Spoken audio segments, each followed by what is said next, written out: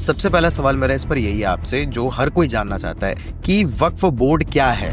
जब कोई भी व्यक्ति जो इस्लाम धर्म का अनुपालन कर रहा हो, मैं जमीन या फिर घर की कोई ऐसी सामग्री जो अचल संपत्ति है उसको दान दूं और कुछ ऐसे कार्यों के लिए दान दूं, तो वह वक्फ कहलाता है। देश में एक देश और एक चुनाव वाली जो पद्धति है उसको अपनाने की जरूरत है, वास्तव में है।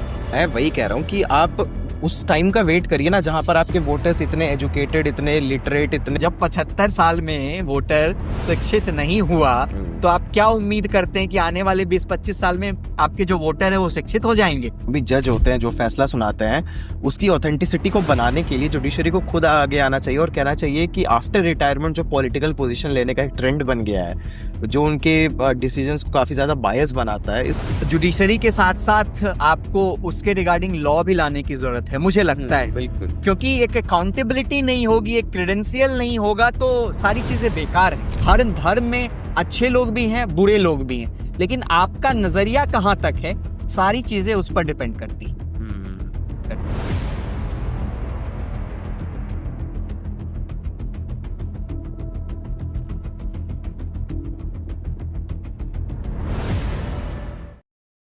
सो hello and welcome to another episode of talk time with Chirag. और आज हम आप सबके बीच आए हैं एक छोटे से इंटरवल के बाद।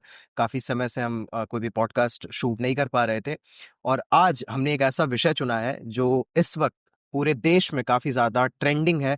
हर जगह उसी की बात हो रही है और काफ़ी ज़्यादा कंट्रोवर्शियल है, पॉलिटिकल है, सोशल है, और वो है वक्फ। जी हाँ, वक्फ अमेंडमेंट बिल जो मोदी सरकार लेकर आई वो पारित भी हो गया और मामला पहुंच गया सुप्रीम कोर्ट में। और उसके साथ साथ एक और विषय है जो है वन नेशन वन इलेक्शन, और साथ साथ में जो जुडिशरी की बात होती है, जो सारे इंस्टीट्यूशंस हैं उनकी बात होती है, साथ ही साथ जो कोलिजियम सिस्टम है उसकी भी बात होती है। तो इन सभी पर हम बात करना चाहते थे, और हम एक ऐसे गेस्ट को आज हमने इन्वाइट किया है जो काफ़ी ज़्यादा इन विषयों के एक्सपर्ट हैं। वो खुद एक लॉयर हैं, एडवोकेट हैं सुप्रीम कोर्ट में, और साथ ही साथ वो एक कॉलमनिस्ट हैं जो तमाम प्रोमिनेंट न्यूज़पेपर्स में वो अलग-अलग सोशल पॉलिटिकल इश्यूज पर अपनी बात को रखते रहते हैं। साथ ही वो टीवी पैनलिस्ट भी हैं। सो प्लीज वेलकम अभिनव नारायण झा जी। नमस्कार, नमस्कार, बहुत बहुत स्वागत, बहुत जी बहुत जी, अभिनंदन। तो कैसा लग रहा है? बहुत अच्छा है, और इस तरीके के जो इन्फॉर्मेटिव सेशंस हैं, इस तरीके का आयोजन आपको साधुवाद और आगे के लिए भी शुभकामनाएं। इसी तरह इन्फॉर्मेटिव सेशन लोगों के बीच में पहुंचाते रहिए, और लोगों को जागरूक करने की भी आवश्यकता है इन विषयों पर, मुझे लगता है। तो मैं उसी पे आना चाहता हूँ। आप एक लॉयर हैं, एडवोकेट हैं। सबसे फैसिनेटिंग चीज क्या है एक लॉयर और एडवोकेट के लिए? आ, बहुत ऐसा सवाल आपने पूछा है फैसिनेटिंग की। तो हम्म ये एक ऐसी विधा है, अगर हम एडवोकेसी और इस फील्ड में आते हैं तो आपके पास you have an ample of opportunity basically. Hmm तो प्रैक्टिसिंग के साथ साथ ऐसे और भी कई सारे पर्क्स हैं जो अवेलेबल हैं आपके पास, और हम्म बहुत बहुत ही डाइवर्सिफाइड फील्ड है, मुझे लगता है, और हम्म मेरा यह मानना है, अपना मानना है। तो अगर आप इस फील्ड में कैरियर बना रहे हैं और जो कैरियर बना चुके हैं उनके लिए भी बहुत, मुझे लगता है कि भारत में अगर टॉप के जो 2-3 प्रोफेशन होंगे उनमें एडवोकेसी और लॉयर का एक नाम सबसे ऊपर है। लोग कहते हैं कि नेता मंत्री अपने जगह, पत्रकार अपने जगह, हर कोई अपने जगह, लेकिन जो एक भौकाल है वो लॉयर काट रहा है। कितनी सच्चाई है इसमें? देखिए, जब भौकाल की बात करते हैं तो सच्चाई depend upon the person to person कि आप हम्म उसको कैसे यूटिलाइज करते हैं।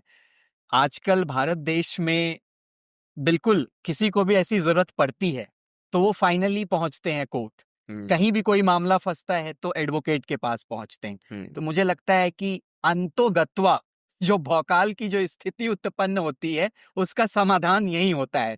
तो सुप्रीम जो भौकाल हुआ वो तो एडवोकेसी और लॉयर का हुआ ही, इसमें तो कोई दो राय नहीं तो है। आप भी मान गए कि हाँ, भौकाल काट रहे हैं सारे लॉयर्स मैं जुडिशरी तो इस विधा में हूँ, मैं इस चीज को बोलने से अगर परहेज करूंगा तो बाकी लोग कैसे कहेंगे? सही बात है। ओके, सो मैं टॉपिक पे आना चाहता हूँ डायरेक्टली, जिस पर हम सबसे ज़्यादा एक्साइटेड है बात करने को लेके। That is Waqf amendment bill. क्योंकि अब तो वो एक्ट बन गया, पारित हो चुका है, उसको जो है राष्ट्रपति की तरफ से भी मंजूरी मिल चुकी है, लेकिन मामला आ चुका है सुप्रीम कोर्ट में। सबसे पहला सवाल मेरा इस पर यही है आपसे, जो हर कोई जानना चाहता है, एवरी लिसनर, एवरी व्यूअर, हर कोई ये जानना चाहते हैं कि वक्फ बोर्ड क्या है और ये बिल लाने की सरकार को क्या जरूरत पड़ी। क्योंकि सबसे बड़ा मिसकॉन्सेप्शन लोगों के मन में ये है कि वक्फ चाहे किसी भी जमीन पे ऐसे हाथ रख दे और कह दे ये जमीन मेरी है तो वो उनकी हो जाती है। मैक्सिमम लोग यही मान रहे हैं वक्फ का मतलब। आप बताएं रियलिटी क्या है। देखिए, वक्फ का मतलब यह नहीं है कि हम किसी भी जमीन पर हाथ रखें और वो हमारा हो जाए। हाँ, मिसकंसेप्शन कह लें या जो प्रैक्टिस हो रही है चीजें, तो उस दिशा में जाते हुए लोगों को वो अनुरूप उस भावनात्मक रूप से कहते कि लोग इसमें इस चीज को कहते हैं। लेकिन वक्फ की जो परिभाषा है वह बेसिकली यह नहीं है। वह यह है कि जब कोई भी व्यक्ति जो इस्लाम धर्म का अनुपालन कर रहा हो और इस्लाम से जुड़ा हुआ, वो चाहता है कि कोई सामाजिक कार्य के लिए, कोई ऐसी चीजों के लिए हम अपने चल या अचल संपत्ति, उसमें दोनों चीजें आ गई, मूवेबल प्रॉपर्टी भी आएगी, अनमूवेबल प्रॉपर्टी भी आएगी, इमूवेबल प्रॉपर्टी भी आएगी। तो अगर किसी को लगता है कि मैं जमीन या फिर घर की कोई ऐसी सामग्री जो अचल संपत्ति है उसको दान दूं और कुछ ऐसे कार्यों के लिए दान दूं, तो वह वक्फ कहलाता है। और उसके साथ साथ आप जब एक बार कोई चीज दे देते हैं तो वापस लेने की उसमें कोई ऐसी अनुमति नहीं होती है, अगर हम रियलिटी को देखें। अब उसी के साथ साथ इसी के अब वक्फ बोर्ड का भी निर्माण किया गया इसके सिलसिले में, और इसके साथ साथ बहुत सारे अमेंडमेंट भी हुए। वक्फ की जब बात होती है तो एक बहुत प्रचलित, जब पीवी नरसिम्हा राव की सरकार थी 1995 में, तब इसमें बहुत संशोधन किए गए थे। 1995 में वक्फ का अमेंडमेंट काफी प्रचलित हुआ था। उसके बाद जाकर के अब 2023 में यह अमेंडमेंट के लिए पेश किया गया था और अब तो कानून भी यह बन चुका है राष्ट्रपति से मंजूर होने के बाद। लेकिन जो अहम मुद्दा है वह यह है कि ऐसी कौन सी स्थिति आन पड़ी कि हमें इसमें संशोधन करने की जरूरत पड़ी। या तो हो सकता है कि गलत प्रैक्टिसेस चल रहे हों। ऑब्वियस सी बात है कि जब कुछ गलत प्रैक्टिसेस चल रहे होते हैं तो उसमें संशोधन करने की आवश्यकता होती है। और कानून के नजर में जब, यही तो खासियत है, संविधान की खासियत कह ले या कानून की खासियत कर ले, कि आप इसमें संशोधन भी कर सकते हैं और आप इसको बदल भी सकते हैं, आप इसको हटा भी सकते हैं। तो ये आपके पास लिबरल पावर कह लीजिए या फिर जो संविधान की शक्तियां हैं, जो कानून की शक्तियां हैं, वो हमें प्रदत्त हैं। और सारे प्रैक्टिसेस करने के बाद फाइनली इसमें जाकर के संशोधन होंगे, हटेंगे, रिपील होंगे, ये सारी चीजें हैं। तो 1995 का जो वक्फ अमेंडमेंट हुआ था उसमें भी बहुत सारे ऐसे फ्लॉज थे कह ले, तभी तो 2023 में फिर यह अब जाकर के पारित हुआ है। तो कुछ मैं बेसिक जो डिफरेंस है, जो अंतर है, उस पे प्रकाश डालना चाहता हूं। इसमें देखिए 3-4 चीजें जहां पर आपत्ति है, सुप्रीम कोर्ट में भी यह मामला गया है, वहां भी 2-3 चीजों में ही आपत्ति है। सुप्रीम कोर्ट भी जब अभी 2 दिन पहले जब इस पे हियरिंग हुआ तो कोर्ट ने भी यह माना कि पूरी तरीके से जो अमेंडमेंट है वो अवैध नहीं है। इसमें बहुत सारी अच्छी चीजें भी हैं। Chief justice of India Sanjeev Khanna का यह खुद का बयान था कि इसमें कुछ जो पॉजिटिव साइन है वो भी अवेलेबल है। तो ऐसी बात नहीं है कि अगर मैं कुछ इस पे रिटैरिएट कर रहा हूं तो सारी चीजें गलत ही होंगी। बस 2-3 पॉइंट्स पे उनका आर्ग्यूमेंट था कि जैसे आप कह ले वक्फ व यूजर, पहले के समय में क्या था कि सेक्शन 40 ऑफ वक्फ अमेंडमेंट अगर हम पढ़ेंगे तो सेक्शन 40 ऑफ वक्फ अमेंडमेंट यह कहता है कि रीजन टू बिलीव, अगर वक्फ बोर्ड को यह लगता है कि यह प्रॉपर्टी वक्फ की है तो वह उस पे अपना दावा ठोक सकता है। That is reason to believe ही हुआ, सेक्शन 40 ये डिफाइन करता है। और उस प्रॉपर्टी को जब वक्फ यह कहता है कि ये हमारा प्रॉपर्टी है तो वैसे generally burden of proof lies upon you, क्योंकि आपने कहा है यह प्रॉपर्टी हमारी है। लेकिन यहां क्या है कि मेरी जमीन होते हुए भी अगर मेरी प्रॉपर्टी है लेकिन वक्फ ने दावा कर दिया कि ये हमारी प्रॉपर्टी है तो बर्डन ऑफ प्रूफ हमारे ऊपर होगा प्रूव करने का कि हमारी अगर प्रॉपर्टी है तो हमें ही कागज दिखाना होगा कि यह जमीन हमारी है, वक्फ को नहीं दिखाना होगा। तो यहां पे एक कंट्रोवर्सी अराइज हुआ था जिसके लिए अमेंडमेंट भी किया गया। और उसके बाद हम, बहुत पुरानी जमीन है, मान के चलिए 200-250 साल 100 साल पुरानी जमीन है। अब हो सकता है किसी के पास कागज हो या नहीं भी हो, पता भी नहीं चलता है कि वक्फ ने इसको आप अपने कब्जे में ले लिया। तो इसी चीज में सुधार, और प्लस इसमें क्या था कि अगर आप दावा करने के लिए आपके पास सिर्फ और सिर्फ ट्रिब्यूनल का रास्ता है, वक्फ ट्रिब्यूनल का रास्ता है। अगर मेरी जमीन है तो मैं दावा कहाँ करूंगा? वक्फ ट्रिब्यूनल में। मैं सुप्रीम कोर्ट, मैं हाई कोर्ट, मैं किसी डिस्ट्रिक्ट कोर्ट, सिविल कोर्ट में दावा नहीं कर सकता हूं। तो इज इट सो? यस, पुराने कानून में यही था, लेकिन नए कानून में अब अपील के लिए आगे का भी दरवाजा खटखटा सकते हैं अगर ट्रिब्यूनल ने आपके पक्ष में फैसला नहीं दिया है तो ये चीज तो होनी चाहिए, क्योंकि मुझे लगता है कि संवैधानिक स्थिति में, एक फेडरलिज्म स्ट्रक्चर में, भारत जैसे देश में जब आप रह रहे हो और वहां पर कॉन्स्टिट्यूशन के साथ साथ सारी चीजें हैं, लेकिन यहां पर आपको अपील के लिए अगर सुप्रीम कोर्ट, हाई कोर्ट और ऊपर के कोर्ट, निचली अदालतों में नहीं जा सकते हैं, तो यह सबसे बड़ी विडंबना है आज के समय में। तो इसको भी दूर किया गया। और पहले के समय में क्या था कि सिर्फ और सिर्फ आप ट्रिब्यूनल में जा सकते हैं, और ट्रिब्यूनल आपके अगेंस्ट फैसला करती है तो आपके पास कोई अधिकार नहीं बच जाता था। तो यहां पर भी बहुत एक आमूलचूल परिवर्तन कह सकते हैं जो किया गया, और मुझे लगता है कि यह एकदम से जायज भी है। अगर मान लीजिए कोई ऐसा व्यक्ति है जो पीड़ित है, उसको लगता है कि यह मेरी जमीन है और उसके पास वहां पे मौका नहीं मिला, और बहुत लोगों को पता नहीं चलता है, देर से पता चलता है कि ये वक्फ की प्रॉपर्टी जब वो बेचने जाते हैं तो लोन लेने जाते हैं, उस स्थिति में पता चलता है ना तो आपको लोन मिलेगा, ना ही आप जमीन बेच सकते हैं, क्योंकि आपकी प्रॉपर्टी तो है नहीं, वक्फ के नाम है। तो इन सारी चीजों को भी देखते हुए, और 2 साल, 3 साल, 5 साल शुरू में तो पता नहीं चलता, और उसके बाद कोर्ट भी, ट्रिब्यूनल में भी जनरली लेट पहुंचने वाले लोगों को वहां पे सफलता नहीं हासिल होती। तो इज दिस द रीजन कि कहा जा रहा है कि इंडिया में अराउंड 9 लाख प्रॉपर्टीज हैं वक्फ के पास रजिस्टर्ड? सो इतनी ज्यादा प्रॉपर्टीज होने का क्या यही रीजन है कि they have been misusing this thing, कि वो किसी भी प्रॉपर्टी को जिन्हें लग रहा था कि नहीं ये किसी के नाम पे नहीं है, लोगों का ध्यान नहीं है, तो लेट्स क्लेम दैट प्रॉपर्टी और वो हमारा हो जाएगा? सही मायने में कहा जाए तो ये सबसे बड़ी लूफोल्स है। किसी भी चीजों को उठा करके देख लीजिए, अगर मुझे यह लग जाएगा कि मैं आगे नहीं जा सकता हूं, तो कोई ना कोई इसका फायदा जरूर उठाएगा। वो चाहे वक्फ की प्रॉपर्टी हो, वो चाहे किसी भी धर्म की प्रॉपर्टी हो, अगर हमें एक रिस्ट्रिक्ट कर दिया जाए किसी भी चीज को लेकर के, तो हम डेफिनेटली उस चीज का गलत फायदा उठाएंगे। और लोग उठा रहे थे, ये जायज था, ऐसी बात नहीं है कि ये जो अमेंडमेंट हुआ है कि पूरी तरीके से सरासर गलत है। गलत फायदा भी उठाया जा रहा था, बहुत सारे विवाद हुए थे। कर्नाटका में आप देखेंगे 2 लाख एकड़, 2 लाख करोड़ की भी प्रॉपर्टी गलत रूप से औने पौने दामों में बेच दी जाती थी। अब हमारे पास वक्फ की प्रॉपर्टी है, हम उस वक्फ बोर्ड के मेंबर हैं, या फिर सदस्य हैं, या फिर चेयरपर्सन हैं, या फिर उससे जुड़े लोग हैं, तो वो तो हमारे पास अधिकार है। ना तो सरकार के पास अधिकार है, ना ही किसी कोर्ट के पास अधिकार है कि आप उसको सुनवाई करें, चैलेंज को टैकल करें। तो जब सुप्रीम कोर्ट तक आप नहीं पहुंच सकते हैं, तो आप समझ सकते हैं कि घपला कितने बड़े लेवल तक होगा। तो और मतलब वक्फ के लोग अपनी ही जमीन, जो बोर्ड की जमीन है, उसको अपने हिसाब से अपने दाम पे बेच के वो पैसा अपने पास ले लेते थे? बिल्कुल, यू आर सेइंग दिस? बिल्कुल तो ऐसा भी ये होता तो था। बहुत बड़ा, एक तरह से कहें कि एक विश्वासघात हो रहा था उनकी अपने रिलीजन, अपनी कम्युनिटी के साथ। बिल्कुल, उनके रिलीजन कह लें, उनकी कम्युनिटी कह लें। अब जरूरी नहीं है कि कोई चीज अगर बदल रही है, अमेंडमेंट हो रहा है, तो उससे पहले उनके लिए वो चीज अच्छा ही हो। अब इस्लाम के लोग भी बहुत सारे ये कह रहे थे कि हमारे साथ भी उन, ऐसा तो नहीं कि कोई हम जा करके वो दावा ठोक रहे हैं, इस्लाम के लोग ही दावा ठोक रहे हैं कि ये चीजें जो हुई है ये गलत हुई हैं, और इन चीजों पे होनी चाहिए अधिकार।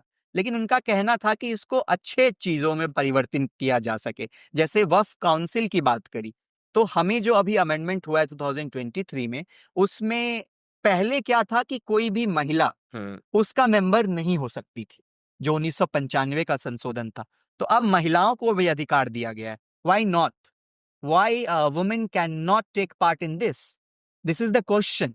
अभी बट उसके 21st जो सेंचुरी में वक्फ बोर्ड मेंबर्स हैं, जो उसके पक्षधर हैं, इसके जो बिल का विरोध कर रहे थे, वो तो कह रहे हैं कि महिलाएं पहले से भी जो है उस बोर्ड का हिस्सा बन रही थी अलग अलग राज्यों में। नहीं, वक्फ बोर्ड में महिलाएं मेंबर नहीं होती थी पहले। जब अच्छा। हम 1995 का देखेंगे, बाय टेक्निकलिटी में जब जाएंगे, तो ऐसी कोई प्रावधान नहीं थी। और ओके। प्लस साथ ही गैर मुस्लिम की बात की गई, तो गैर मुस्लिम भी पहले के समय में इसमें मेंबर नहीं होता था। तो अब गैर मुस्लिम को भी इसमें शामिल किया गया है। हाँ, अब इस पक्ष पर जो विवाद हो रहा है, कोर्ट में भी यह मामला गया है, कोर्ट ने भी इस पर टिप्पणियां की हैं। तो मुझे लगता है कि कोई भी धर्म, कोई भी रिलीजन, अब मैं इस्लाम धर्म का अगर पालन कर रहा हूं, तो हमें तौलने के लिए हमारे साथ-साथ जो समाज में और रह रहे लोग हैं, हुँ, वह भी उसमें शामिल हो सकते हैं। ऐसी तो कोई विडंबना नहीं है कि वह नहीं हो सकते हैं। Definitely they can take part in this, और वह एक निष्पक्ष रूप से उसका चयन भी कर पाएगा। जब हम उस धर्म का हिस्सा नहीं होंगे, तो हम बराबर रूप से, समान रूप से उस चीज़ को एडॉप्ट करने में सहयोगी होंगे। तो यह भी एक रीज़न था इसको लाने का, जहाँ पर सुप्रीम कोर्ट ने टिप्पणियाँ भी की अभी जब हियरिंग चल रहा था, हुँ, और खास करके वक्फ बाय यूजर को इन्होंने हटाया नए अमेंडमेंट में। तो कोर्ट का ये कंसर्न था कि आप 7 दिन के अंदर रिप्लाई फाइल कीजिए। सॉलिसिटर जनरल तुषार मेहता को कहा गया। सॉलिसिटर जनरल तुषार मेहता ने भी माना कि मैं रिप्लाई फाइल करूंगा 7 दिन के अंदर। उन्होंने माना कि अभी मैं इसको लागू करने नहीं जा रहा हूं।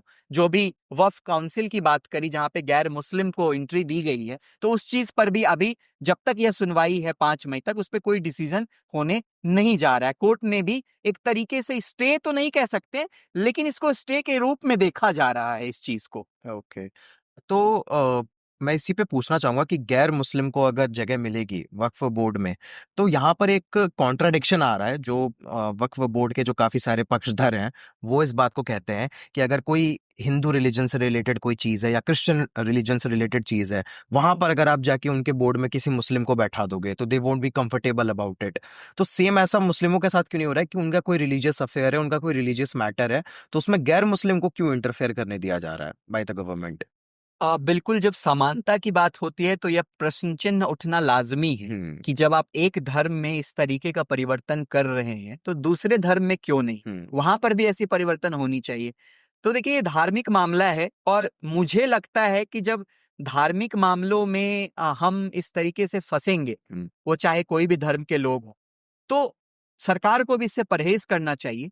और अगर ऐसा फीलिंग है, एक जनरल पब्लिक का इस तरह का फीलिंग है, तो उनके फीलिंग के साथ कोई छेड़छाड़ नहीं होना चाहिए। और मुझे लगता है कि गैर मुस्लिम वाला जो चीज़ है, वो सही में थोड़ा कंट्रोवर्शियल तो है, क्योंकि जब आप एक धर्म में घुस रहे हैं, तो दूसरे धर्म में भी फिर वो डिमांड करेंगे, हुँ, और वहाँ भी चीज़ें आप मतलब समझिए तो पूरे रिलीजियस और स्ट्रक्चर सिस्टम के साथ एक छेड़छाड़ कर रहे हैं। हुँ, बाकी चीज़ें अपनी जगह हैं, अमेंडमेंट होना, सुधार होना, वो होनी चाहिए। लेकिन धार्मिक मामलों में जो पेंच फँसता है ना, हुँ, वहाँ पर उसको धार्मिक हुँ, आज़ादी की स्वतंत्रता होनी चाहिए कि कौन डिसाइड करेगा। बिल्कुल, कलेक्टर का पावर होना चाहिए कि उसको प्रॉपर्टी को चेक करे, हुँ, प्रॉपर्टी को देखे। ये पॉइंट में कहीं से गलत नहीं है। हुँ, अगर पहले के समय में क्या था कि आप कलेक्टर के पास अधिकार नहीं होता था, हुँ, वक़्फ के प्रॉपर्टी को बेसिकली देखेंगे। लेकिन अब नए कानून में कलेक्टर को भी यह प्रावधान दिया गया है कि ऐसा कभी लगता है, डाउट होता है, तो आप प्रॉपर्टी का चेक करवा सकते हैं, प्रॉपर्टी की जांच करवा सकते हैं। तो ये सही बात है। हुँ, जांच होना ना होना वो तो बिल्कुल अभी के समय में कोई खराब बात नहीं है, और होनी चाहिए।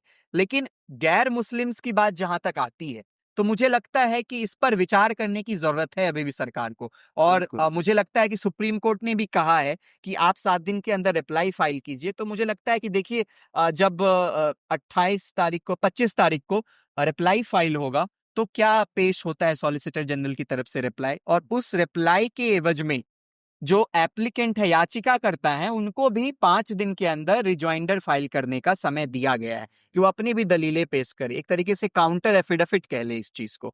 तो उसके बाद फाइनली 5 तारीख को जाकर के हियरिंग होगा इन विषयों पर कि इस पर क्या डिसीजन होगा। लेकिन अभी तक किसी प्रकार का ऐसा स्टे नहीं लगा है कानून पे। एक एक कह ले कि लोगों को मिसकॉन्सेप्शन है कि स्टे हो गया है। ऐसा कोई स्टे नहीं है, बस एडजर्न्ड हो गया है 5 तारीख तक। लेकिन इन चीजों पर कोर्ट ने साफ-साफ कह दिया है कि आप वक्फ बाय यूजर को डी नोटिफाई नहीं करेंगे। प्लस दूसरी चीज, जो वक्फ काउंसिल है, उसमें जो गैर मुस्लिम्स हैं, उस पॉइंट पे भी आप अभी इसको एक तरीके से इंटरिम स्टे ही कह लीजिए, और फाइनली अब 5 तारीख को इस पे डिसीजन होगा। तो ओके। इन सारी चीजों पर भी बहुत जरूरत है अभी। इसके मैं पॉलिटिकल एस्पेक्ट पे मैं आऊँ उससे पहले एक लास्ट क्वेश्चन है मेरा इसकी टेक्निकलिटी पर कि जो पूरा ये वक़्फ़ का सिनेरियो है, this is related directly to the Muslim community. But बाकी जो रिलीजन्स हैं, हिंदूज हैं, क्रिश्चियंस हैं, जैन्स हैं, बौद्ध हैं, उनके रिलीजन के अंदर भी तो इस तरह की फैसिलिटीज हैं कि अगर कोई धार्मिक काम के लिए, सामाजिक काम के लिए कोई प्रॉपर्टी देना चाहे या कोई वैल्यू मटेरियल देना चाहे तो वो दे सकता है, डोनेट कर सकता है। लेकिन बाकी रिलीजन में और वक्फ के सिस्टम में क्या डिफरेंस है दोनों में? देखिए, सभी जगह इसकी जो अवधारणा है वो मौजूद है। और कोई भी हिंदू में भी, क्रिश्चियन में भी दान देना सकता है, तो वो दान दे सकता है। इंडोमेंट के बहुत सारे एक्ट हैं, बहुत सारे प्रोविजन है, बहुत सारे चैलेंजेस भी हुए इंडोमेंट एक्ट की अगर बात करें।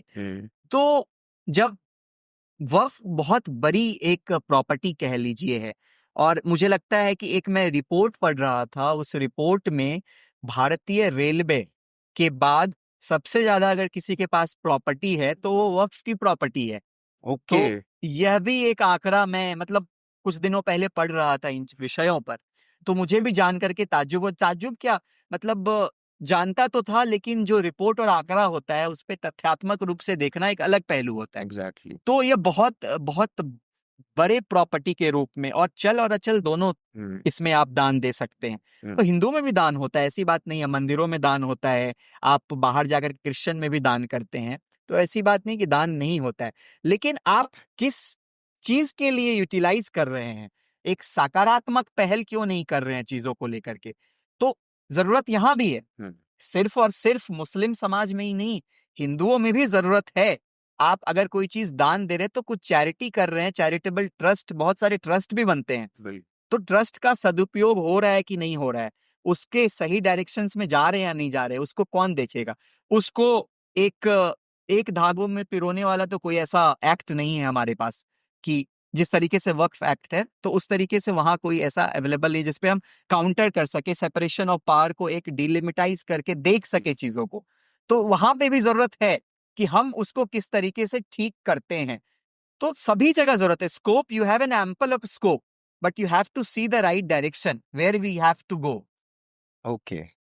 सो बहुत डीपली और इजीली आपने सिखा दिया कि पूरा ये जो कंट्रोवर्सी है, पूरा जो ये इशू है वक्फ से रिलेटेड, वो क्या है और किस दिशा में जा रहा है। अब मैं इसके पॉलिटिकल एस्पेक्ट पे थोड़ा आना चाहता हूँ। जो कांग्रेस है और अपोजिशन पार्टीज हैं वो क्लेम करती हैं कि BJP is anti Muslim completely. But हम उसके साइड में देखते हैं कि बीजेपी पूरी तरीके से कोशिश करती है to proclaim themselves as pro Muslims. क्योंकि अचानक से बीजेपी को इतनी ज्यादा मुस्लिम्स की चिंता क्यों हो गई कि वो वक्फ अमेंडमेंट बिल ले आए? वो कभी हम देखते हैं कि हज यात्रा जो है उसमें वो सब्सिडी देने की बात करते हैं, उनके जो नेता है, प्रधानमंत्री है, वो अजमेर शरीफ के लिए चादर भेजते हैं।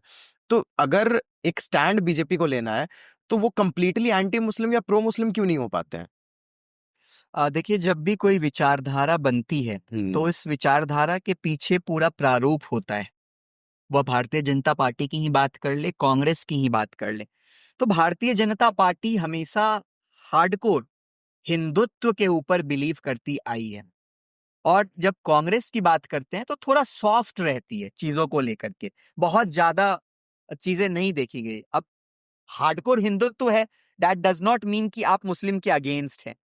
लोग यह भी सोचते हैं कि अगर मैं हार्डकोर हिंदुत्व को फॉलो कर रहा हूं तो मैं मुसलमान के विरोध में काम कर रहा हूं। अब मैंने भी ऐसा बहुत बार देखा है, मैंने बहुत सारे ऐसे आर्टिकल्स लिखे हैं, मैंने बहुत सारे ओपिनियन कॉलम लिखे हैं जहां पर मैंने चीजों को सराहा है, सही चीजों को एक दिशा दी है। तो अब उसके एवज में लोग यह समझते हैं कि आप मुस्लिम का विरोध कर रहे हैं। तो सबसे पहले यहां पर सोचने की जरूरत है कि जब भी किसी धर्म को आप एक ठोस रूप से झंडा लेकर के आगे बढ़ते हैं तो उसका मतलब यह कतई नहीं होता है कि आप दूसरे धर्म को नीचा दिखा रहे हैं। तो यह सोचने की आवश्यकता है, मेंटालिटी को चेंज करने की जरूरत है। और विडंबना समझिए हमारे देश का, अभी भी भारत में जो साक्षरता दर है, बहुत सारे ऐसे राज्य हैं जहां पर साक्षरता दर हम अगर देखेंगे तो साक्षरता का मतलब यह नहीं होता है कि मैंने एमए, बीए और पीएचडी कर रखा है। साक्षरता का मतलब यह होता है कि आप आज के समय में आप परिवेश को कितना समझते हैं, आप चीजों को कितना भांपते हैं। तो मुझे लगता है कि अभी भी भारत में आप बिहार, उत्तर प्रदेश के ग्रामीण इलाकों में जाइएगा तो अभी भी लोग सही चीजों का फैसला नहीं कर पाते हैं कि क्या मेरे हित में होगा और क्या मेरे लिए गड़बड़ होगा। तो मुझे लगता है इन सब चीजों को भी सोचने की जरूरत है, संभालने की जरूरत है। रही बात राजनीति की, तो बीजेपी का शुरू से हार्डकोर हिंदुत्व की तरफ एक रुझान रहा है और वह उस पर अभी भी कायम है। आप जब देखते हैं कि आरएसएस का जो एक सहयोग है वह शुरू से मिलता आ रहा है और आरएसएस की वजह से ही बीजेपी की स्थापना भी हुई और उस तरीके से पूरी जनता पार्टी की स्थापना होती है और फिर आगे ये अपने काम में बढ़ते हैं। लेकिन कांग्रेस का जो रहा है वो हिंदुत्व के लिए कभी हार्डकोर नहीं रहा है, सॉफ्ट राजनीति खेलती है और सॉफ्ट के लिए फायदा सोचते हैं कि ये मुसलमान कर रहे हैं, मुसलमान इसका फायदा उठा रहे हैं। देखिए, धर्म और सामाजिकता दो दो अलग चीजें हैं। अगर मैं किसी धर्म का फॉलो कर रहा हूं तो इसका यह मतलब नहीं है कि मैं सामने वाले को नीचा दिखा रहा हूं, मैं सामने वाले धर्म को नीचा दिखा रहा हूं। तो हमें समझने की आवश्यकता है, सोच को सुदृढ़ करने की आवश्यकता है और इस तरीके के सोच अगर डेवलप होंगे, मुझे लगता है कि सभी को एक राष्ट्र में जब हम रह रहे हैं तो पॉलिटिकल पार्टी से ऊपर उठ के देखना चाहिए। हम झगड़े कर लेते हैं, हम आपस में बात विचार कर लेते हैं, लेकिन शाम में हमको उन्हीं के साथ रहना है, उन्हीं के साथ बैठना है। तो इन सब चीजों को भी सोचने की जरूरत है हमें। लड़ने की आवश्यकता नहीं, हाँ विचारधारा की लड़ाई होनी चाहिए, हमारी सोच से लड़ाई होनी चाहिए और हम जो सोचते हैं उसके पीछे आपका क्या स्टैंड है, हमारा क्या स्टैंड है, उस पर लड़ाई होनी चाहिए। व्यक्ति से कभी मतभेद नहीं करना चाहिए, क्योंकि हमें भी उसी समाज में रहना है और जाने के बाद तो कोई यहाँ पर है नहीं हमेशा के लिए, तो वो चीजें याद रह जाती। ओके अभिनव जी, इसी में एक और चीज सामने आती है। जो पीएम ने अभी एक स्टेटमेंट दे दिया कि जो पूरा कंट्रोवर्सी था इस पर हरियाणा में थे वो, कि वक्फ के आने से एक पॉजिटिव इम्पैक्ट ये आएगा कि हर मुस्लिम बच्चे को पंक्चर नहीं बनाना पड़ेगा। सो इस स्टेटमेंट को आप कैसे देखते हैं? Was it D meaning for Muslims, और वो फिर एक दूसरा फैक्टर था, कोई पॉलिटिकल मोटिव था, क्या था वो? देखिए, जब बयान की बात आती है, वो भी खास करके चुनावी सभाओं में बात आती है, तो मुझे लगता है कि इस तरीके के बयान पर ज्यादा फोकस करने की जरूरत होनी नहीं चाहिए। ये अच्छा। आज की तो बात नहीं है, बहुत पहले से चला आ रहा है और चुनावी सभाओं में दिया गया बयान का कोई रेलेवेंसी होता नहीं। ये आप यही बयान नहीं, आप बाकियों बयान को भी उठाएंगे तो क्या क्या वादे होते हैं, कभी आज तक वो पूरा होता नहीं है। तो वो बयान बयान ही है।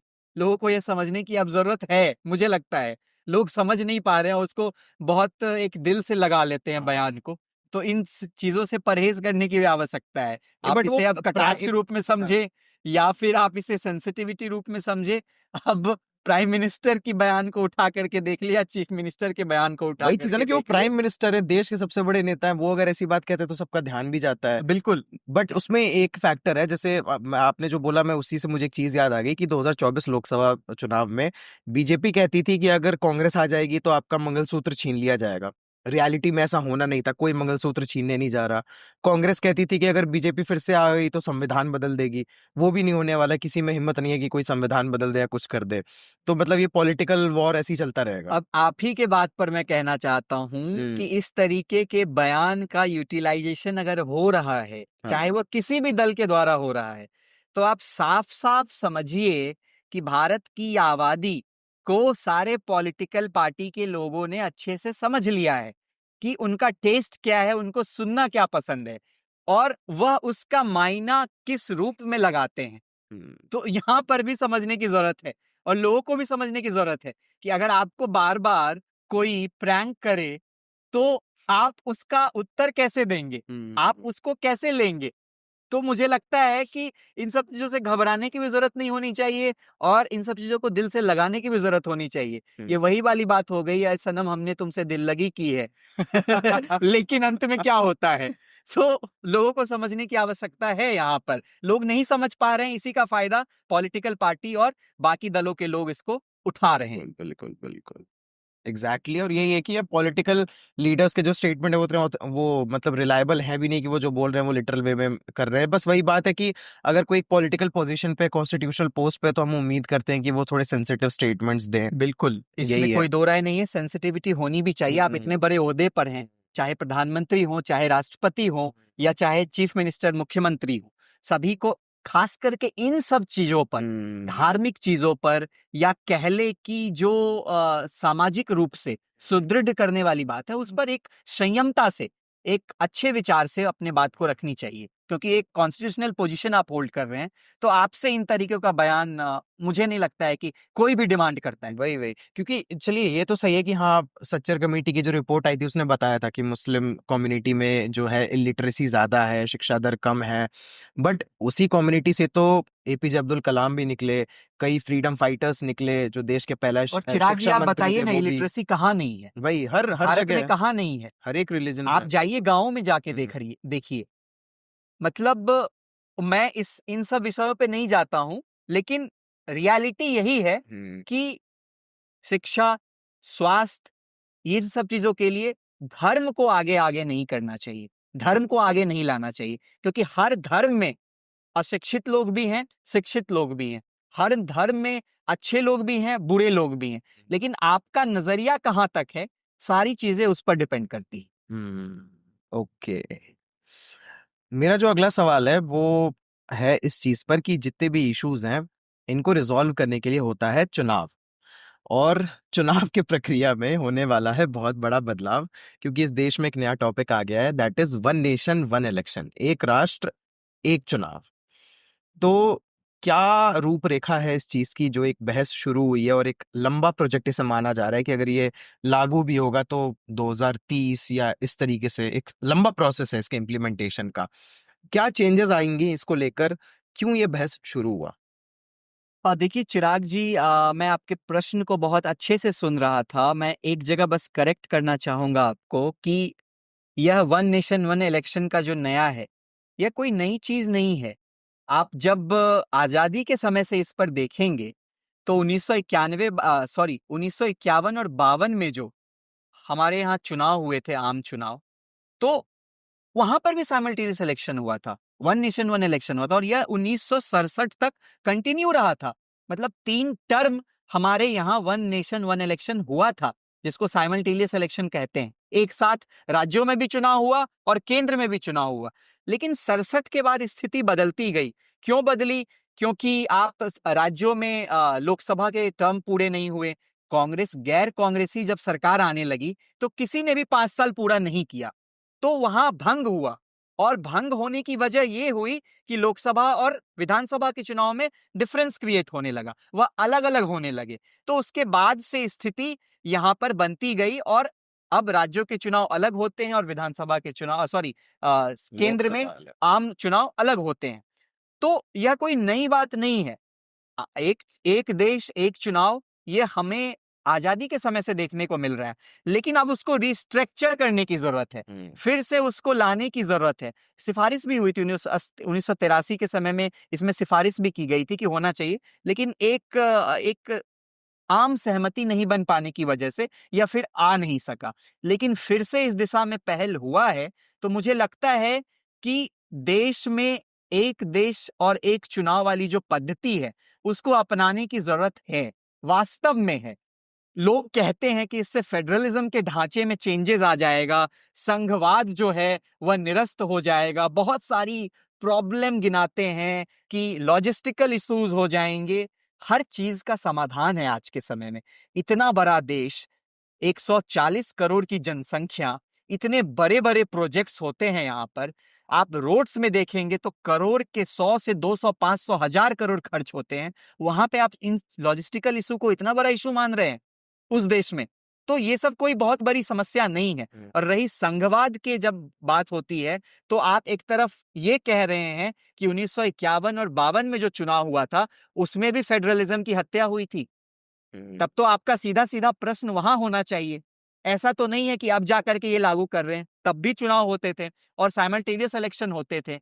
तो क्या उस समय जो भारत की पद्धति थी, तो वो अपने आप पे भी सवाल खड़ा कर रहे हैं। तो मुझे लगता है कि इन सब चीजों से बहुत बड़ी समस्या नहीं होनी चाहिए।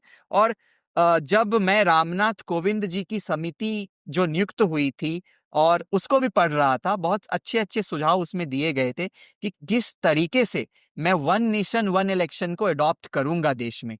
लोगों में यह भी भ्रम था कि एक साथ अगर देश में चुनाव होते हैं तो अगर मान के चलिए कि राज्य में और केंद्र में एक साथ चुनाव होते हैं, फिर उसके बाद अगर कोई विधानसभा भंग हो जाता है या लोकसभा ही भंग हो जाता है, तो फिर हम उसको कैसे कंटिन्यू करेंगे?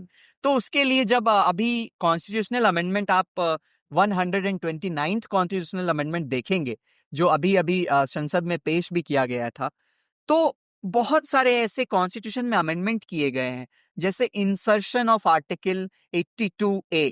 अब उसके अंदर भी 4-5 चीजों में सुधार किए गए हैं कि मान के चलिए कि अगर राज्य के विधानसभाओं में, अब इनका करवाना 29 और 34 का जो प्लान है, तो 29 में जैसे क्या होगा कि राज्य के विधानसभा चुनाव को एक्सटेंड कर दिया जाएगा 29 तक।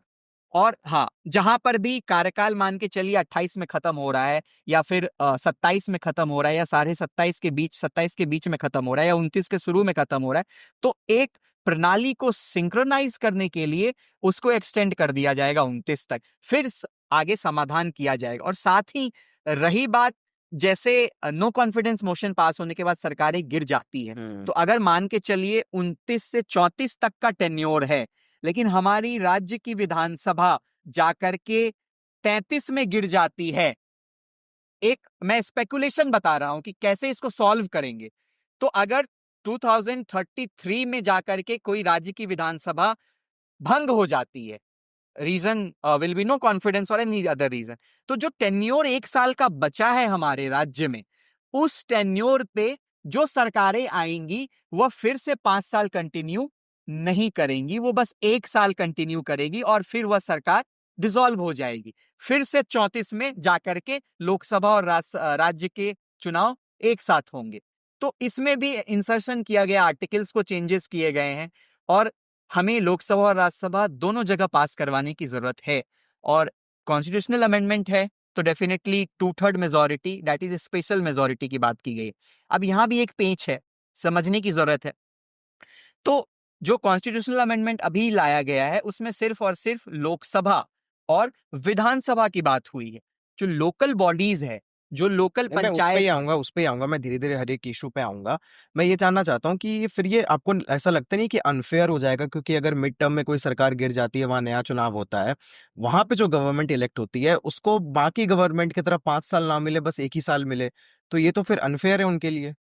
बिल्कुल अनफेयर की जहां तक बात है, वहां पर मैं ये कहना चाहूंगा कि अगर कोई सरकार गिरती है तो नो कॉन्फिडेंस मोशन, जब मैंने अभी आपको उस इशू को सॉल्व किया, तो हमारे आर्टिकल्स में वो इंसर्ट किया गया, एसर्शन, जो एडिशन ऑफ आर्टिकल 82A की बात हमने की।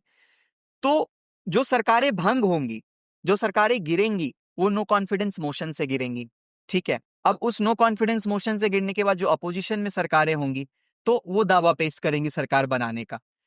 तो आप टाइम फ्रेम को समझिए, अगर 5 साल दिया गया है, अब वो सरकार सक्षम नहीं है सरकार चलाने में, तो जितना बचा हुआ कार्यकाल है उस कार्यकाल को वो पूरा करेंगे और सारे जो दावे किए गए हैं, सरकारी दावे हो गए या चुनावी दावे हो गए, तो उनको उस समय में पूरा करने का मौका मिलेगा, क्योंकि आप एक रीइलेक्ट होकर के नहीं आए हैं। आप नो कॉन्फिडेंस मोशन से सरकार गिरी है, भंग हुआ है और उसके बाद आप सत्ता में आए हैं, तो आप पहले वो कार्यकाल पूरा कीजिए और अगर लगेगा तो फिर चुनाव है, फिर चुनाव अगर साइमल्टेनियस इलेक्शन होंगे तो फिर आप आइए मैदान में और आपको वोट मिलेगा। तो अनफेयर वाली कोई बात ऐसा नहीं है, क्योंकि वहां पर अगर ऐसा नहीं करेंगे ना, तो बहुत सारी पेचीदगी है इन चीजों में, एक साथ फिर हो ही नहीं सकता है। अगर फिर मैं 5 साल उनको दे दूंगा तो फिर यहाँ पे तो वन नेशन वन इलेक्शन तो रहेगा ही नहीं। तो फिर वही वाली बात हो जाएगी, 51-52 में जब चुनाव हुआ, 7 हुआ, फिर 57 और 62, ये जो चुनाव हुए, फिर जाकर के फाइनली उसके बाद धीरे धीरे कोलैप्स होता गया हमारा। मैं 1 मिनट के लिए 51-52 को साइड कर देता हूँ। अगर हम अभी प्रेजेंट सिनेरियो में देखें, 2014 का, 19 का या 24 का इलेक्शन देखें, तो हम देखते हैं कि वोटर्स का एक जो वोटिंग पैटर्न होता है वो स्प्लिट वोटिंग पैटर्न है, कि वो विधानसभा में किसी और पार्टी को वोट करते हैं, उनके इश्यूज अलग होते हैं, लोकसभा में जब वो वोट करते हैं तो अलग होते हैं। जैसे 2019 से भी पहले हमने देखा कि कांग्रेस ने जस्ट लोकसभा से पहले 3 स्टेट्स स्वीप किए, राजस्थान, मध्य प्रदेश, छत्तीसगढ़। फिर जब वहां पे इलेक्शन हुआ 2019 का, तो वहां पे बीजेपी पूरा सीट जीत गई। तो हमने देखा कि एक शिफ्ट आता है वोटिंग पैटर्न में। तो आपको ऐसा नहीं लगता कि अगर विधानसभा लोकसभा एक साथ होने लगे तो ये वोटिंग पैटर्न जो है इसमें लोग एक जो अलग चाहते हैं वो खत्म हो जाएगा, और दूसरा जो नेशनल इश्यूज हैं वो लोकल इश्यूज को उस पर भारी पड़ जाएगा? देखिए बिल्कुल, यह लोग इस मुद्दा को उठा भी रहे हैं, जैसे national issues will prevail over जो हमारा रीजनल इश्यूज है। तो अगर वोटर समझदार होगा, जो कि भारत में है नहीं, क्योंकि बहुत सारे आप पहलू जब देखेंगे, आप भी चुनाव कवर करते होंगे, तो यहाँ पर अब रही बात आप जब जो कर रहे हैं कि लोकसभा और विधानसभा के चुनाव एक साथ होते हैं, तो फिर नेशनल इश्यूज प्रिवेल करेगा और लोग राष्ट्रीय मुद्दों को देख करके उनके हित में फैसला करेंगे। ऐसी बात नहीं है। मुझे लगता है कि लोकसभा के लिए अलग होगा, वीवीपैट अलग होगा, विधानसभा के लिए अलग होगा, वो तो दोनों कैंडिडेट भी अलग होंगे। अब अगर वोटर इतना समझदार नहीं है कि वह लोकसभा और विधानसभा में फर्क नहीं कर सकता है, तब तो फिर आप समझिए कि किसी तरह के लोग अगर आते हैं तो वो उसका फैसला नहीं कर सकते। इतनी समझ तो वोटरों में होनी चाहिए। अगर नहीं है, आज 1950 और 47 से लेकर के अभी 75 साल से ऊपर गुजर चुके हैं और हमारा देश अभी भी इस पसोपेश में फंसा हुआ है कि लोकसभा के हित में वोट करेंगे या विधानसभा के हित में वोट करेंगे, तो हमारी भी ये फेल्योर है, सरकार की भी फेल्योर है और लोगों का भी फेल्योर है। नहीं, तो मैं वही कह रहा हूँ कि आप उस टाइम का वेट करिए ना जहां पर आपके वोटर्स इतने एजुकेटेड, इतने लिटरेट, इतने समझदार हो जाएं। क्योंकि एक जब हम इलेक्शन कवर करते हैं, जैसे हम भी जाते हैं ग्राउंड पर, अगर आप इमेजिन करिए कि लोकसभा और विधानसभा इलेक्शन एक टाइम पे हो रहा है, नेशनल लीडर्स आ रहे हैं वहां पर, वो नेशनल सिक्योरिटी के बारे में बात कर रहे हैं, वो बात कर रहे हैं ट्रेड की, वो बात कर रहे हैं इकोनॉमी की, वो बात कर रहे हैं रेलवेज की, एविएशन की, इंस्टीट्यूशंस की। उसी टाइम पे, सेम टाइम पे जो रीजनल पार्टीज हैं वो आकर क्या बात करिए कि आपके नल में पानी आ रहा है कि नहीं, आपकी सड़क बनी कि नहीं, आपका नाला बना कि नहीं। तो फिर उन इश्यूज पे तो ध्यान ही नहीं जाएगा, क्योंकि जो इंटायर मीडिया है that will be focusing upon national issues. तो वो एक खतरा बताया जा रहा है कि वहां पर जो लोकल इश्यूज हैं उनको उतना कवरेज, उतना भाव नहीं मिल पाएगा इलेक्शन में। और देखिए, लोकल इश्यूज की जहां तक बात की आपने, या राष्ट्रीय कोई मुद्दा हो गया, तो आपने ये भी कहा कि आप तब तक का इंतजार कीजिए जब तक वोटर शिक्षित नहीं हो जाते हैं। ठीक, जब 75 साल में वोटर शिक्षित नहीं हुआ, तो आप क्या उम्मीद करते हैं कि आने वाले 20-25 साल में आपके जो वोटर है वो शिक्षित हो जाएंगे? कदापि नहीं होंगे। जो 75 साल में नहीं हुआ वो आने वाले 5-10 साल में कैसे होगा? सबसे बड़ा प्रश्न चिन्ह तो यह है। तो इन सब एग्जैक्टली। चीजों से भी हमें सीखने की जरूरत है। और शिक्षित, मैंने पहले भी कहा है, शिक्षा का मतलब सिर्फ डिग्री नहीं होता। अगर आप चीजों को नहीं समझ पा रहे, तो यह सबसे बड़ा फेल्योर है। हमारा फेल्योर है, सरकार का फेल्योर है, सरकार किसी की भी हो, और हम लोग जैसे रह रहे लोगों का भी फेल्योर है कि हम अभी तक इन चीजों को नहीं समझ पाए हैं। अगर हमारे जैसा व्यक्ति, आपके जैसा व्यक्ति, अगर यह समझ पाने में, डिफरेंस क्रिएट करने में असमर्थ है, तो ये हमारा और आपका भी फेल्योर है। और हम उन लोगों को भी नहीं समझा पा रहे हैं, तो ये उनका भी फेल्योर। तो सारी चीजों को देखेंगे तो मुझे लगता है कि इतना बहुत बड़ा इशू नहीं है। हाँ, अगर वो समझदार कैसे नहीं है, अब मैं कटाक्ष कर, आप कहेंगे कि मैं कटाक्ष कर रहा हूं। सरकारें बिक जाती हैं। जब आप कोई एक मुखिया का चुनाव होता है गांव में, तो जाके देखेंगे 500-1000 में लोग बिकते हैं, दारू के बिल्कुल। बोतल पे लोग बिकते हैं। वहां पे आपकी समझदारी कहाँ चली जाती है? आप खरीदते हैं ना उनसे, तब तो आप बड़ा चालाकी से कि अरे मेरे को तो शराब की बोतल मिल रही है, पैसा मिल रहा है, वहां तो आप बड़े समझदार हो जाते हैं। लेकिन यहाँ आप समझदार नहीं होंगे, या फिर समझदारी आप एक अपने लेवल पे है। दूसरी चीजें जो है वो है कि आप देश को एक दूसरी दिशा में भी धकेल रहे हैं। आप जो फ्यूचर सोचने वाले लोग हैं, एक विजनरी लोग हैं, उनको आगे आने नहीं दे रहे हैं। तो अशिक्षा भी इससे झलकता है और आपकी चालाकी भी झलकती है। दोनों चीजें झलकती है। तो हम लोग को उससे भी उठने की जरूरत है। और मुझे नहीं लगता है कि आज का वोटर आज के समय में इतना समझदार नहीं है कि वह इन चीजों का फैसला नहीं कर सकता है कि मुझे किसको वोट देना है, किसको नहीं देना है। हमारे और आपसे ज्यादा समझदार हैं वो लोग।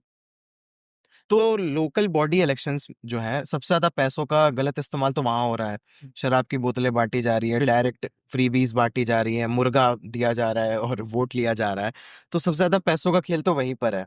लेकिन जो ये वन नेशन वन इलेक्शन का कॉन्सेप्ट है, इसमें लोकल बॉडी इलेक्शंस को क्या काउंट किया गया है कि लोकसभा विधानसभा के साथ साथ पंचायत और जो वार्ड के चुनाव है वो भी साथ साथ में हो जाएंगे?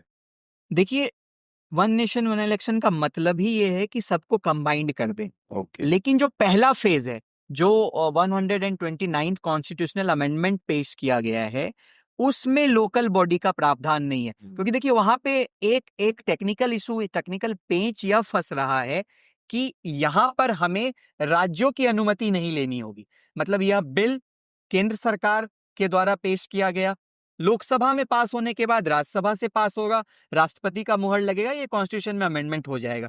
लेकिन जो लोकल बॉडीज है वहां पे हमको राज्यों की भी अनुमति लेनी होगी। तो उसके लिए रामनाथ कोविंद जी की जो समिति है, उन्होंने दूसरा बिल प्रपोज किया है। तो मुझे लगता है कि स्टेप बाय स्टेप होगा आने वाले समय में तीनों एक साथ। लेकिन पहले स्टेप में वो लोकसभा और राज्यसभा के इलेक्शन को साथ करवाएंगे, और फिर कुछ सालों के बाद लोकल बॉडीज और लोकल पंचायत को भी क्लब करेंगे। तो उसके लिए जो है, हमें आप मेजॉरिटी की जब बात आती है तो स्पेशल मेजॉरिटी से वो पास होगा जो लोकल बॉडीज है। उसके साथ साथ हाफ ऑफ द स्टेट्स, जो भारत में जितने स्टेट्स हैं उसके कम से कम 50% स्टेट उस पर अपनी सहमति देने की जरूरत है, तभी जा करके वो पास होगा। तो वहां पर पेज थोड़ा टेक्निकल है, इसीलिए उसको थोड़ा अलग रखा गया है। लेकिन वन नेशन वन इलेक्शन होगा तीनों एक साथ, लेकिन इन अ फेज वाइज। पहले लोकसभा और विधानसभा के चुनाव एक साथ होंगे, और फिर उसके बाद जो है वह लोकल बॉडी, जो म्युनिसिपैलिटीज और पंचायत के इलेक्शंस हैं, वो भी उसमें क्लब किया जाएगा। तो दो बिल है बेसिकली। लोग समझ रहे हैं कि एक ही बिल है, एक बिल नहीं है। इसके regarding, one nation one election के रिगार्डिंग दो बिल पेश होने वाले हैं संसद में। तो वन नेशन वन इलेक्शन को लेकर एक और बात कही जाती है कि जो इसके क्रिटिक्स हैं वो कहते हैं कि बीजेपी के लिए सबसे बड़ा चैलेंज जो इस देश में है वो कांग्रेस नहीं है बल्कि रीजनल पार्टीज हैं। बिकॉज उन्होंने कांग्रेस को हराने का तो एक तरीके से फॉर्मूला ढूंढ लिया कि बहुत बार वो कांग्रेस से हारते भी हैं, बट उन्हें एक फॉर्मूला मिल गया। बट रीजनल पार्टीज को वो अभी तक अच्छे तरीके से नहीं हरा पाए हैं, इसीलिए they want to bring one nation one election, ताकि रीजनल पार्टीज जो हैं, जो स्टेट लेवल पर सीमित हैं, उनके इन्फ्लुएंस को खत्म किया जाए। इसमें कितनी सच्चाई है? देखिए, लाना चाहते हैं वो तो एक पक्ष हुआ, आएगा कि नहीं वो दूसरा पक्ष हुआ। हाँ, तो उस पे भी मैं आऊंगा। नेक्स्ट क्वेश्चन मेरा उसी मुझे लगता है कि रीजनल पार्टी की जहां तक बात हुई, अभी भी डोमिनेंस है रीजनल पार्टी का। आप डिफरेंट डिफरेंट स्टेट्स में जाकर के देखेंगे। अभी उड़ीसा में थोड़ा खत्म हुआ है क्योंकि नवीन पटनायक ने खुद सरेंडर कर दिया, वहां पे उम्र भी हो चली थी। लेकिन फिर भी पार्टी जिस तरीके से, समझिए तो एक तरीके से कोलैप्स ही हुआ। हाँ। क्योंकि इतने बड़े ओहदे पर थे और डायरेक्ट आपकी सरकार हटनी और बीजेपी का आना, तो सारी चीजें हैं। अब बिहार की ही बात कर ले, यूपी की ही बात कर, तो रीजनल पार्टी का डोमिनेंस है। और मुझे लगता है कि कोई भी पार्टी, आप इस विचारधारा के साथ आएंगे कि मुझे ही रहना है हर जगह, बाकी कोई नहीं रहेगा, तो फिर ये तो ऑटोक्रेसी हो गया। ठीक है, आप आइए, सरकार बनाने का दावा पेश कीजिए, लोग आपको कितना एक्सेप्ट करते हैं, सारी चीजें उस पर डिपेंड करती है। तो वन नेशन वन इलेक्शन के आने से बहुत रीजनल पार्टी में कमी नहीं आई। क्योंकि आप समझिए, मैं अभी भी बोल रहा हूं कि विधानसभा के चुनाव भी वहां होने, लोकसभा और विधानसभा। अब जैसे आप पंचायत की ही बात कर ले, पंचायत में वीवीपैट रखा हुआ होता है। एक वीवीपैट में मुखिया का बटन दबाते हैं लोग, दूसरे में सरपंच का दबाते हैं, तीसरे में वार्ड सदस्य का दबाते हैं। तो वहां पर भी तो बाइफर्केशन है, वीवीपैट अलग अलग है, लेकिन चुनाव तो एक ही हो रहा है ना। तो लोग अगर निचले स्तर पर इतने समझदार हैं कि मुझे मुखिया किसको चुनना है, सरपंच किसको चुनना है, वार्ड सदस्य किसको चुनना है, जब वहां उसका फैसला कर सकते हैं, तो लोकसभा और विधानसभा में क्यों नहीं कर सकते हैं? तो ये तो गुमराह करने वाली बात हुई एक तरीके से, क्योंकि सबसे निचला स्तर तो वही है। राजनीति की सबसे निचले स्तर पर अगर बात करें तो जो हमारा म्युनिसिपैलिटी है और पंचायत है, तो सबसे निचले स्तर पर तो चुनाव वहां होते हैं। और मैं तो खुद भागी हूं कि मैं देखा हूं, मैं खुद वोट करके आया हूं कि मुखिया का ये है, सरपंच का ये है, वार्ड सदस्य का ये है। तो चुनाव एक ही हो रहे हैं, लेकिन पोजीशन अलग अलग है। तो सेम एज इट इज तो लोकसभा और विधानसभा में भी होगा। लोकसभा के अलग होंगे, विधानसभा के अलग होंगे। तो इन सब सारी चीजों पर हमें सोचने की जरूरत है। तो लोगों को गुमराह भी किया जाता है कभी कभी, तो हमें उनसे भी बचने की जरूरत है। तो मुझे नहीं लगता है कि रीजनल पार्टी और जो क्षेत्रीय पार्टी हैं उनका कुछ अस्तित्व पे संकट आने वाला है, क्योंकि लोग बहुत समझदार हो चुके हैं। आज का सदी 21वीं सदी का दौर है, और अगर हम यहीं फंसे रहेंगे कि लोग समझ रहे हैं या नहीं रहे हैं, लोग गलत सोच रहे हैं, तो फिर यह आपका फेल्योर, हमारा फेल्योर, उनका फेल्योर है। तो इन सब चीजों से ऊपर उठने की जरूरत है। लोग बहुत समझदार हो चुके हैं और लोग भली भांति फैसला करते हैं। बिल्कुल। तो मैं एक आखिरी सवाल है मेरा वन नेशन वन इलेक्शन पर, फिर मैं अपने नेक्स्ट और आखिरी सेगमेंट पे आना चाहूंगा कि सारी बातें हो रही हैं, चर्चाएं हो रही है वन नेशन वन इलेक्शन पर, बट क्या ये एक्चुअली में पास हो पाएगा? इतना आसान है ये? देखिए, पास होना ना होना ये तो भविष्य के गर्त में है। अब हो भी सकता है, नहीं भी हो सकता है, लेकिन मैं फिजिबिलिटी एंड पॉसिबिलिटी की बात करूंगा, क्योंकि भविष्य तो ना मैंने भी देखा है, क्योंकि राजनीति में कुछ भी संभव है आज के समय में। चंद मिनटों में सरकारें पलट जाती है, सरकारें बदल जाती है, लोग बैठे रह जाते हैं। तो वहां पर अगर मैं ये कह दूं कि होगा ही या नहीं होगा, तो ये हमारे ऊपर प्रश्न चिन्ह हो जाएगा।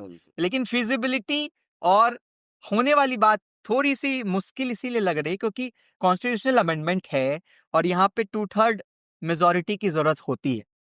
तो लोकसभा में तो 2/3 मेजोरिटी चलिए हो भी जाएगा, लेकिन राज्यसभा में थोड़ा मुश्किल लग रहा है।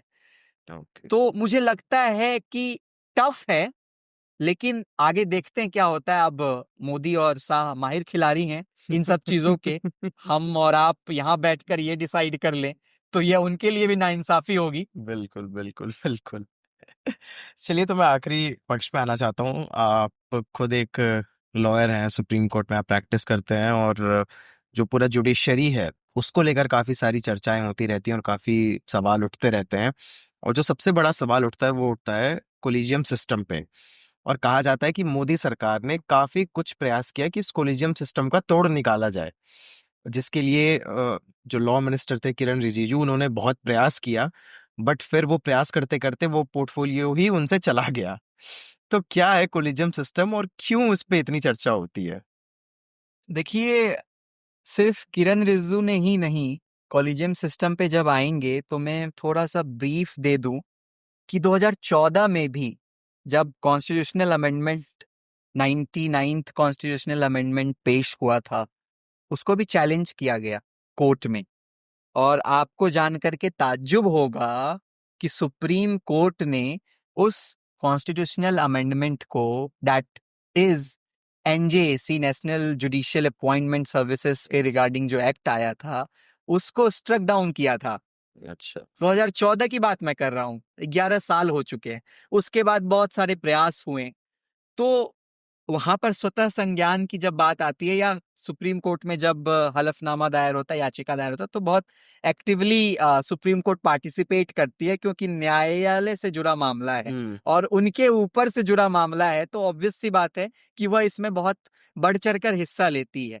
तो कॉलेजियम सिस्टम पर बहुत सारे सवाल उठते हैं, और यह आज नहीं उठ रहा है, बहुत पहले से उठ रहा है। जब 1992-93 में इसका गठन हुआ था सिस्टम का, तो इनका कहना बेसिकली ये है, जो हमारे कॉन्स्टिट्यूशन में प्रोविजन है कि प्रेसिडेंट अपॉइंट करते हैं जजेस को, चाहे वो सुप्रीम कोर्ट के जजेस हों या हाई कोर्ट के जजेस हों, but with the consultation of the senior most जजेस कह लें, या चीफ जस्टिस हैं तो चीफ जस्टिस। तो यह जो टेक्निकल पॉइंट है, इसी का फायदा उठा करके कॉलेजियम सिस्टम का भी गठन हुआ था कि कॉलेजियम सिस्टम में कौन होंगे, तो चीफ जस्टिस और उनके साथ साथ 4 सीनियर मोस्ट जजेस, और फिर वो रेकमेंड करते हैं नाम प्रेसिडेंट को। प्रेसिडेंट को कोई आपत्ति होती है किसी नाम पर, लेकिन उनको उसी लिस्ट में से जो वह रेकमेंड करते हैं उसमें से चुनना होता है। अगर किसी एक नाम पर उनको असहमति होती है तो that is the basic concept of the collegium system. But बहुत सारे सवाल उठे, बिल्कुल होना भी चाहिए। जिस तरीके से आप लोअर कोर्ट्स में एग्जामिनेशन की बात कर ले, तो वहां पर ये प्रोविजन है। उसके साथ साथ एक अकाउंटेबिलिटी कह ले, फिजिबिलिटी कह ले, ट्रांसपेरेंसी कह ले। लोग कहते हैं कि इसमें भी बहुत सारे नेपोटिज्म हैं, नेपोटिज्म के साथ साथ ट्रांसपेरेंसी की भी कमी है। तो इन सब चीजों में सुधार होने की जरूरत है। इसी के लिए नेशनल जुडिशियल अपॉइंटमेंट सिस्टम पे बात हुई थी, लेकिन अंतोगत्वा इस पर कोई सहमति नहीं बन पाई। मुझे लगता है कि इन पे सुधार होने की जरूरत है। अब जरूरी नहीं है कि जो आज से 25 साल 50 साल पहले बनी हुई चीजें हैं वो गलत नहीं हो सकती हैं, और उसी के लिए तो हमें ये पावर दिया गया है, ये सिस्टम में प्रोविजन दिया गया है कि हम उसको अमेंड करें। संविधान को भी संशोधित किया जा सकता है और कुछ अच्छी चीजों को अडॉप्ट किया जा सकता है, कुछ बुरी चीजों को नलिफाई किया जा सकता है। तो यह तो स्वाभाविक रचना है, संविधान ही नहीं। आप जब इस पर्टिकुलर इंस्टेंस में किसी भी फील्ड में जा रहे हैं तो गलत चीजों को हटाने की आवश्यकता हर जगह होती है और सही चीजों को अडॉप्ट करने की जरूरत होती है। मुझे लगता है कि अब यह समय आ चुका है, it's a very high time, जहां पर इन सब चीजों में भी सुधार होने की जरूरत है। बहुत सारे अच्छे लोगों को मौका नहीं मिल पाता है, लेकिन कुछ लोग अगर उससे जुड़े हुए लोग हैं तो वो आगे बढ़ करके उसमें हिस्सा लेते हैं, जजेस के रूप में आगे पदोन्नति करते हैं। तो डेफिनेटली ये बहुत बड़ा चैलेंज तो नहीं है, और चैलेंज भी है। चैलेंज इस रूप में, क्योंकि जहां कोर्ट में बैठे हुए सुप्रीम कोर्ट में लोग हैं, करना उन्हीं को डिसीजन देना है, तो वो कभी नहीं चाहेंगे कि इस हमारे विपरीत कुछ फैसला हो। क्योंकि जब यहाँ पर दिल पे लगती है कोई बात तो लोग अग्रेसित रूप में आगे बढ़ करके उसमें हिस्सा लेते हैं, और यह बात यहाँ पर लगती है। बिल्कुल, बिल्कुल, बिल्कुल। तो इसी में एक और चीज़ है कि आपको लगता नहीं कि जुडिशरी या वो जो भी जज होते हैं, जो फैसला सुनाते हैं, उसकी ऑथेंटिसिटी को बनाने के लिए जुडिशरी को खुद आगे आना चाहिए और कहना चाहिए कि आफ्टर रिटायरमेंट जो पॉलिटिकल पोजीशन लेने का एक ट्रेंड बन गया है, जो उनके डिसीजंस को काफ़ी ज़्यादा बायस बनाता है, इसको लेकर जुडिशरी को खुद कोई इनिशिएटिव नहीं लेना चाहिए? बिल्कुल लेने की जरूरत है। जुडिशरी के साथ साथ आपको उसके रिगार्डिंग लॉ भी लाने की जरूरत है, मुझे लगता है। बिल्कुल। क्योंकि एक अकाउंटेबिलिटी नहीं होगी, एक क्रेडेंशियल नहीं होगा तो सारी चीजें बेकार है। आप इतने बड़े ओहदे पर रहने के बाद, आपने देखा होगा सिनेरियो पीछे भी, और उसके बाद आप पॉलिटिकल पार्टी ज्वाइन करते हैं, राज्यसभा जाते हैं, तो इन सब चीजों पर सुधार होने की आवश्यकता है। कहीं ना कहीं मन में संदेह पैदा होता है, वह चाहे व्यक्ति एक साधारण सा ही क्यों ना हो, वह संदेहास्पद स्थिति में जरूर चला जाएगा कि यहाँ पर कुछ ना कुछ गलत हुआ है। तो इन सब चीजों से निर्विकार भाव से, और हमें तो सिर्फ न्यायालय पे भरोसा है।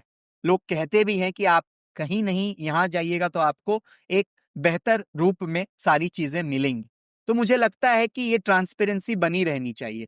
और अगर यहाँ सवाल, देखिए सवाल आप कुछ अच्छा भी करेंगे तो सवाल उठेगा, लोग आप पे प्रश्न चिन्ह उठाएंगे, लेकिन उससे घबराना नहीं है। आपको सही दिशा में काम करने की जरूरत है। मुझे लगता है कि अकाउंटेबिलिटी, ट्रांसपेरेंसी की और जरूरत है। न्यायालय में भी जिस तरीके से पॉलिटिकल अप्रोच या फिर पॉलिटिक्स और जुडिशरी का इंटरवेंशन बढ़ा है एक दूसरे में, तो यहाँ पर भी चीजें ठीक होने की जरूरत है। पहले के समय याद होगा कि जब इंदिरा गांधी का चुनाव था तो उन्हें इलाहाबाद हाईकोर्ट भी जाना पड़ा था, पेश होना पड़ा था। तो पहले और आज की स्थिति में बहुत अंतर हो चुका है, वो वहां भी सुधार होने की जरूरत है, मुझे लगता है।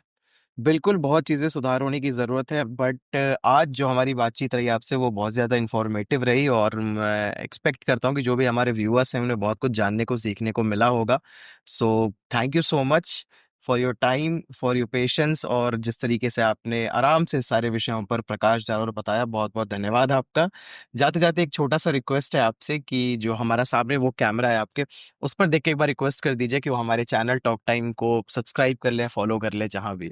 सभी से मेरा आग्रह है कि इतने बेहतरीन प्रयास और इतने इंफॉर्मेटिव चीजों को आगे ले जाने वाले जो चिराग जी हैं और उनकी जो पूरी टीम है टॉक टाइम, उनको आप देखना ना भूलें और साथ ही उनको सब्सक्राइब और लाइक जरूर करें। क्योंकि मुझे लगता है कि इस तरह के सकारात्मक प्रयास से ना सिर्फ लोगों का भला होगा, बल्कि आप बैठे बैठे अपने घर में एक इंफॉर्मेटिव चीजों को भी आगे ले जा सकते हैं, देख सकते हैं, सुन सकते हैं।